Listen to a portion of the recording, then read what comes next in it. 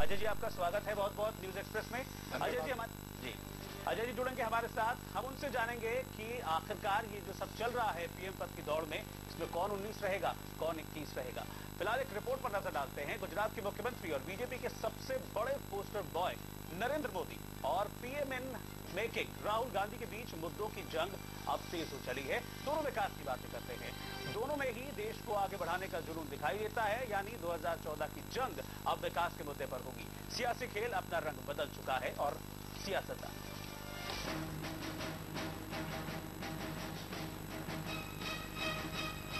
मोदी और राहुल के बीच मुद्दों की जंग।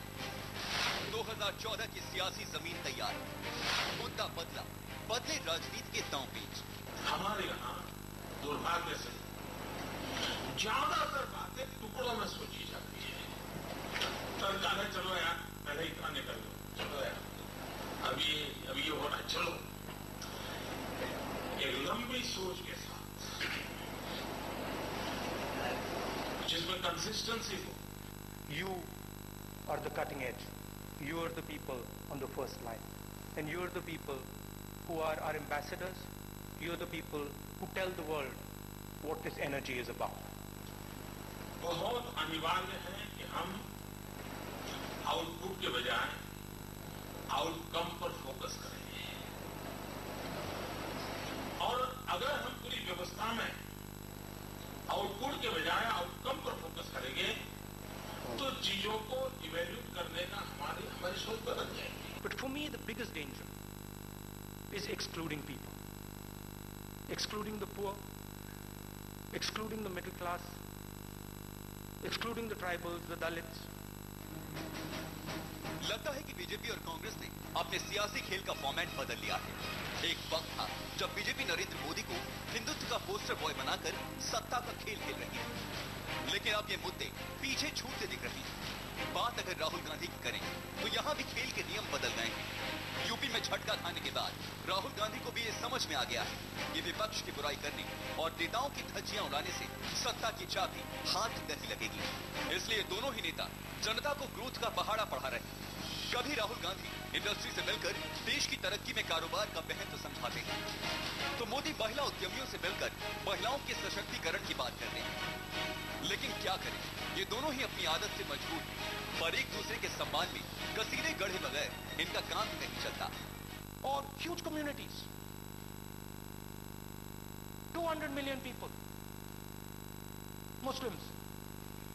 You said they don't exist. So we're going to keep them out of the system. Congress party की सोच को प्रकट कर रहे हैं। वो कहते हैं ये भारत देश मधुमक्खी का छाता है। मधुपुड़ो मधुपुड़ो।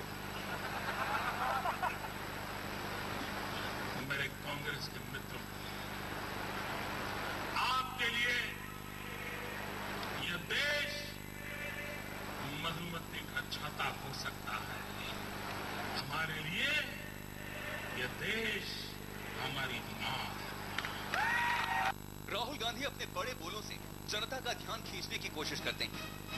राहुल रोजगार और युवाओं की ट्रेनिंग की बात करते हैं। राहुल जनता को ज्यादा ताकत और अधिकार दिए जाने की बात करते हैं। तो वहीं मोदी देश को भारत माता कहकर उसका कर्ज कभी न चुकाने की बात करते हैं। कभी धर्म के नाम पर राजनीति करने वाली पार्टी अब महिलाओं के अधिकार के लिए लड़ रही है। संसद में महिलाओं के आरक्षण की बात कर रही है।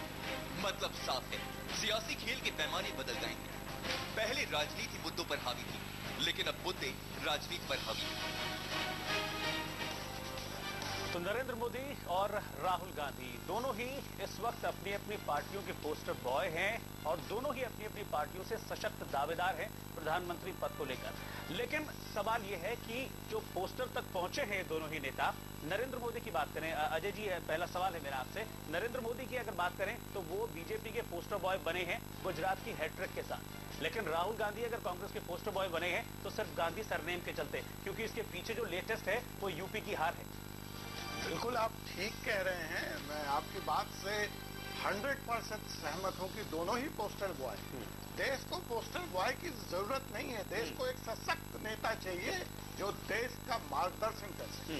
और ये दोनों ही पोस्टर बॉय हैं और इस देश में पोस्टर बॉय की राजनीति नहीं चली है। ये बॉम्बे क्लब की राजनीति से देश का भला नहीं होना है। अपने अपने मंच चुन लो, अपने अपने श्रोता चुन लो, उसमें बड़े लिखे हुए सधे हुए भाषण कॉपी राइटर्स के आप दे लो और तालियां बजवा लो और आप कहो कि हम देश के नेता हो गए और देश के प्रधानमंत्री हो जाएंगे। देश ऐसा नहीं होना पड़ेगा। मैं आपको ले जाना चाहूंगा पीछे इतिहास में। जी प्लीज।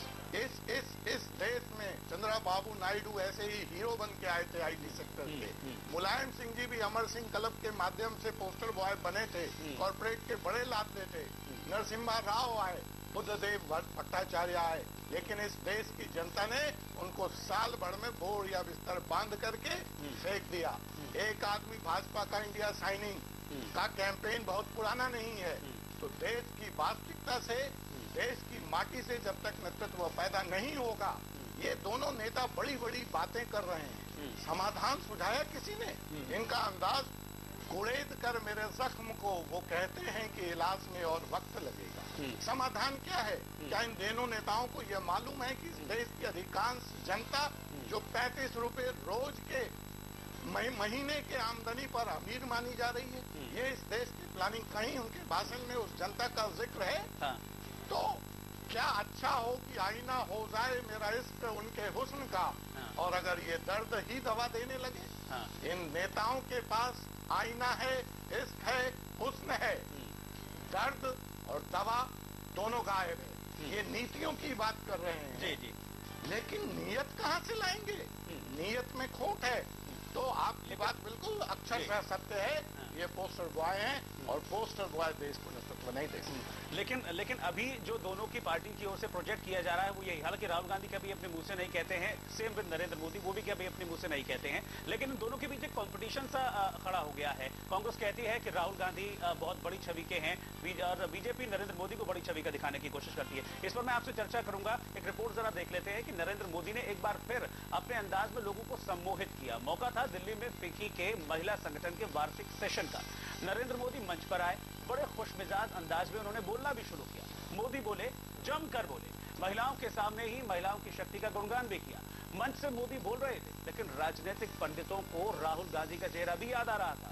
सभी सोच में पड़ गए कि आखिर राहुल और मोदी में बेहतर कौन है, किसके शब्दों में ज्यादा ताकत है और कौन अपने बेबाक अंदाज से सबको मोहित कर सकता है। पहले रिपोर्ट देखिए, फिर इसी पर बात करें। हमारी सांस्कृतिक विरासत में मां का स्थान सबसे ऊपर होता है। Optimism for me is just like India. It's bursting with dreams. 21वीं शताब्दी में मां के पेट में ही बेटी को मार दिया जाए। You're the people who tell the world what this energy is about. हमारी मातृशक्ति का गौरव, मां बहनों की इज्जत, डिग्निटी। हमारे कांग्रेस के मित्रों ने जो गड्ढे किए हैं वो गड्ढे भरने का काम किया है। Government cannot build this infrastructure alone. जो भी महिला के नाम से प्रॉपर्टी लेंगे उनको स्टैंप रजिस्ट्रेशन फी हम माफ कर देंगे। Our problem is not joblessness. It is a lack of training and skill. समाज की 50% शक्ति को जोड़ना है। ये माताएं बहनें शासन भी उत्तम तरीके से चला रही है। For me, the biggest danger is excluding people. Narendra Modi का बेबाक अंदाज देखिए। जो एक सामान्य मनुष्य में कमियां होती हैं वो सारी कमियां मुझ में है। नरेंद्र मोदी के भाषण की ताकत समझिए। गुजरात ने कानून पास किया है 50% रिजर्वेशन फॉर विमेन। कैसे फिक्की ऑडिटोरियम मोदी मय हो गया, कैसे पापड़ और पिज्जा से मोदी ने सभी को सम्मोहित कर दिया। आज लिज्जत पापड़ अरबों खरबों रुपयों के बिजनेस में लगे। जसू बहन के पिज्जा बहुत पॉपुलर है। न लाख न लपेट, नरेंद्र मोदी ने रखी सीधी सटीक बात। मौका था फिक्की के महिला संगठन के वार्षिक सेशन का। मंच सजा हुआ था, ऑडिटोरियम महिलाओं से खचाखच भरा था। सभी नरेंद्र मोदी के भाषण का इंतजार कर रहे थे। उन्हें सुनना चाहते थे। लेकिन मोदी ने मंच संभालते ही अपने भाषण को प्रवचन कह दिया और लोग ठहाके लगाने लगे। मेरा पहला प्रवचन ऐसा है, आपको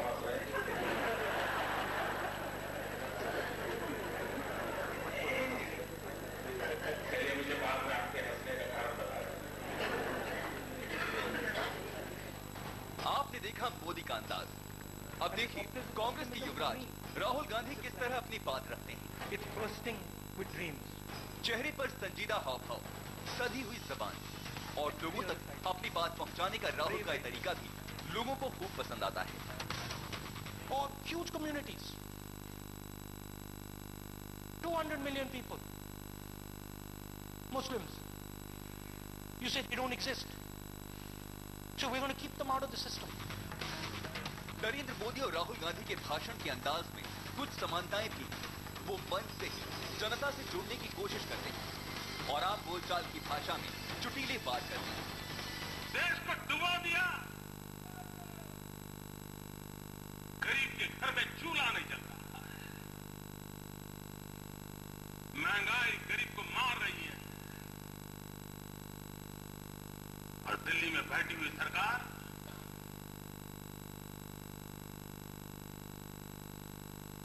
सरकार है कि नहीं है इसकी भी अनुभूति नहीं हो रही है। पानी नहीं है, रोजगार नहीं है। भैया कितने अनएम्प्लॉयड लड़के कितने हैं यहाँ पे गुजरात में? 10 लाख। जोर से बोलो भैया। 10 लाख। 10 लाख। 10 लाख लड़कों के पास, लड़कियों के पास रोजगार नहीं है, मगर गुजरात में चमक है, बहुत अच्छी चमक है। हमारे कांग्रेस के फिक्की ऑडिटोरियम में नरेंद्र मोदी करीब 1 घंटे तक गरजे और वहां मौजूद महिलाओं का मोदी के भाषण पर क्या रुख रहा, आप खुद देखिए। इनके जो मॉडल है ये देश में सभी जगह होना चाहिए। जो एग्जाम्पल्स उन्होंने दिए, अपने क्षेत्र के बारे में बताया, क्षेत्र की महिलाएं जिस तरीके से काम कर रही हैं, वो सब काफी हम लोगों को बहुत इंस्पायर किया। वो उन्होंने महिलाओं के लिए बहुत कुछ किया है, तो फॉर श्योर इम्प्रेशन, मतलब अच्छा इम्प्रेशन है उनका महिलाओं पे, बहुत अच्छा।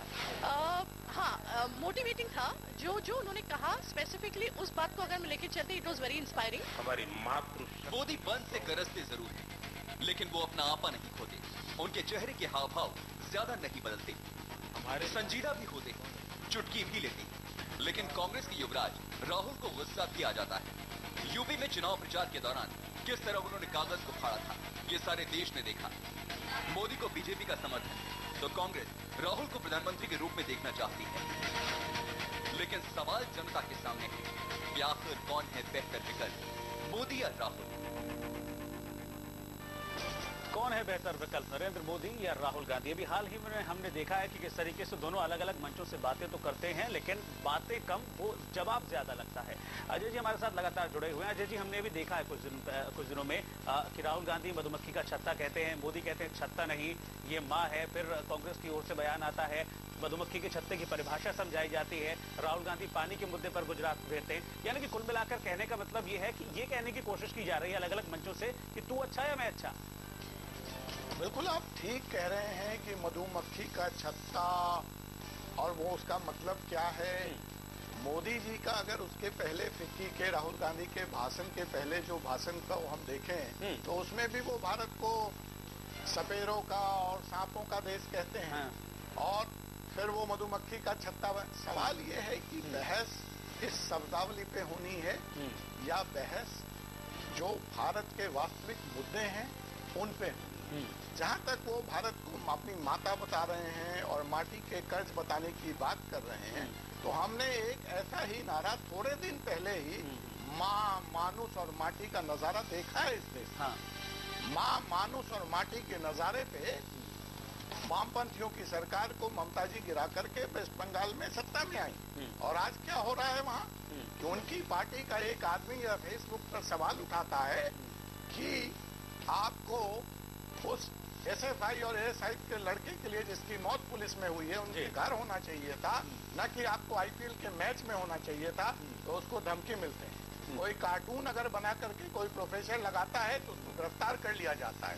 कोई किसान अगर उससे सवाल पूछता है किसी सभा में तो उसको गिरफ्तार कर लिया जाता है। अगर पत्रकार या अखबार के लोग सवाल उठाते हैं तो उनके अखबार और चैनल जाते हैं। तो ये जो इमोशनल ड्रामा चल रहा है इस देश में, उसमें दोनों ही पार्टी सहभागी हैं और असली मुद्दों से देश का ध्यान हटा रहे हैं। बिल्कुल इमोशनल ड्रामा चल रहा है, लेकिन इमोशनल ड्रामे के जरिए ये साबित करने की कोशिश की जा रही है कि आखिरकार दोनों में अच्छा कौन है। कांग्रेस जहां पूरा बैकअप दे रही है राहुल गांधी को आगे बढ़ाने के लिए पूरी कोशिश कर रही है कांग्रेस, वहीं मोदी को भी बीजेपी में पूरा सपोर्ट है।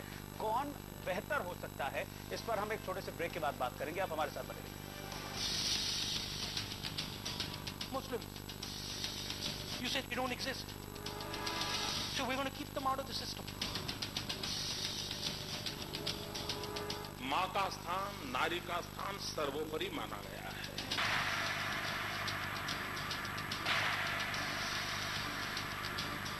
पिकी के ऑडिटोरियम में पहुंचे थे और यहां पर महिलाओं के हक के लिए बोले।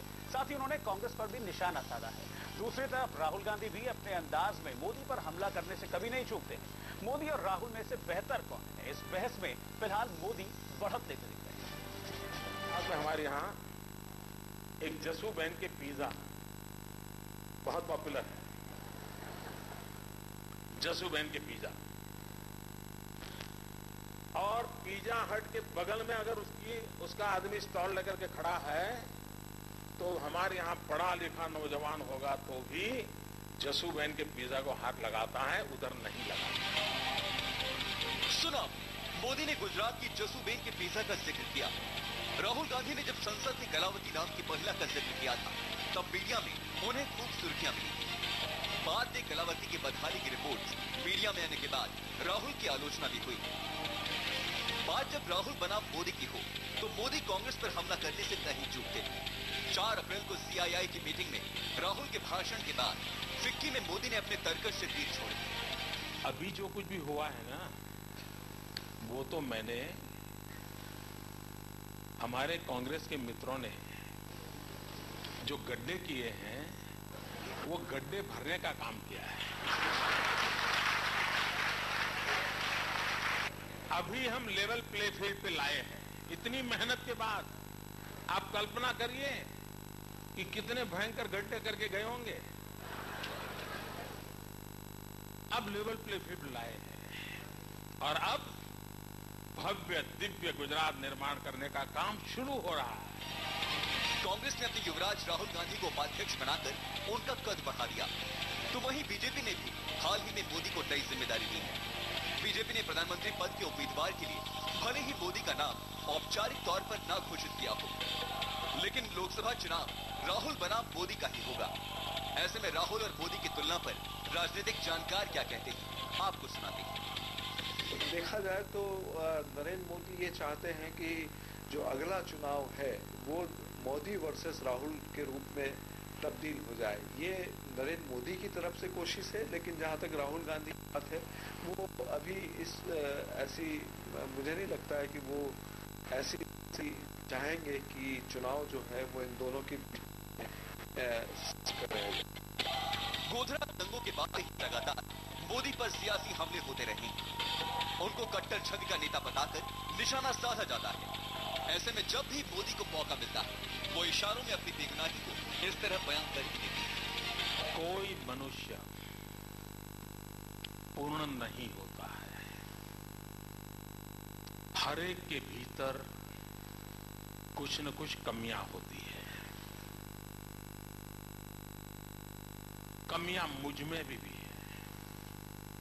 जो एक सामान्य मनुष्य में कमियां होती हैं वो सारी कमियां मुझ में है। मोदी ये बखूबी जानते हैं कि सियासत में एक तरफ जहां लोगों के बीच अपनी पैठ बढ़ाना बहुत जरूरी होता है, वहीं दूसरी तरफ अपने विरोधी पर हमला करना उतना ही जरूरी होता है। लिहाजा आज मोदी ने अपने तर्कस से दोनों तीर एक साथ छोड़ दिए। हालांकि उनके तीरों में पहले जैसे तेवर नहीं दिखे, लेकिन उन्होंने अपना काम तो कर ही दिया। कैमरामैन सुरेश नेगी के साथ राघवेंद्र द्विवेदी, न्यूज एक्सप्रेस, दिल्ली। तो राहुल गांधी और नरेंद्र मोदी दोनों ही अपनी अपनी मार्केटिंग करने में लगे हुए हैं। अजय जी हमारे साथ लगातार बने हुए हैं। अजय जी, अगर जैसा कि संभावना जाहिर की जा रही है कि 2014 का चुनाव मोदी वर्सेस राहुल होता है, तो ऐसे में क्या संभावनाएं आपको लग रही है कि क्या नरेंद्र मोदी को राहुल गांधी के रूप में एक कमजोर प्रतिद्वंदी मिल गया? नहीं, देखिए, जैसे आपने एक सवाल और पूछा था कि दोनों में बेहतर कौन। हाँ। तो पहला सवाल तो ये उठता है कि आखिर बेहतर का जो ये प्रमाण पत्र हम देने जा रहे हैं उसका यार्डस्टिक्स क्या है। दोनों ही बड़े आईटी प्रेमी नेता हैं। तो आइए हम गूगल पे हिट की बात करते हैं। राहुल गांधी के हिट्स 50 मिलियन को क्रॉस कर चुका है जी, और मोदी जी अभी 22 मिलियन पे हैं। राहुल गांधी 43 साल के हैं, मोदी जी 63 साल के हैं। तो ये लड़ाई 43 और 63 का है। उम्र के आधार पे 20 नंबर आप ज्यादा दे सकते हैं मोदी जी को। अब अगर आप कहते हैं कि अनुभव के आधार पे, तो 15 साल का कार्यकाल मुख्यमंत्री के तौर पे मोदी जी का है और 15 साल का राजनीतिक अनुभव राहुल जी का है। तो ऐसी स्थिति में अब आता है परिणाम। अगर आप इस देश का प्रधानमंत्री बनना चाहते हैं तो वो कुरुक्षेत्र का मैदान उत्तर प्रदेश है जी, और वहाँ पे दोनों पार्टियों की क्या स्थिति है और दोनों नेताओं का क्या हाल है। यानी कि क्लैश है अभी एक तरीके से। बहुत बहुत शुक्रिया जी हमारे साथ जुड़ने के लिए, अपनी राय हमारे साथ शेयर करने के लिए। तो राहुल गांधी और नरेंद्र मोदी में से कौन बेहतर है ये 2014 के चुनाव ही बताएंगे। अभी तक जो प्रोजेक्शन है वो यही है कि राहुल गांधी के नेतृत्व में कांग्रेस लड़ेगी और नरेंद्र मोदी को भी एक तरीके से प्रोजेक्ट किया जा रहा है कि 2014 में वो बीजेपी से पीएम पद के उम्मीदवार हो सकते हैं। लेकिन बेहतर कौन है वो 2014 बताएगा। हमारी इस खास पेशकश में